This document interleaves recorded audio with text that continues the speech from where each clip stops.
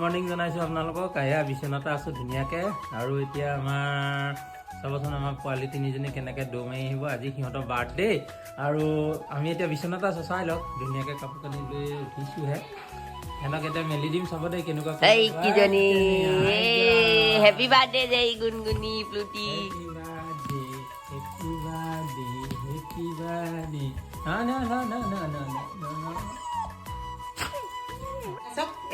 ৰাতিপুৱা ব্ৰেকফাষ্টটো দি লওঁ তিনিজনীকে এটা এটা। আহা আহা গুণগুণি লোৱা।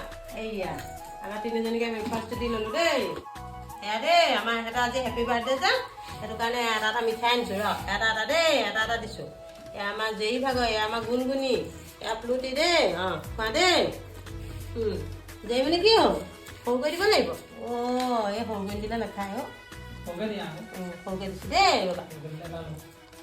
খোৱা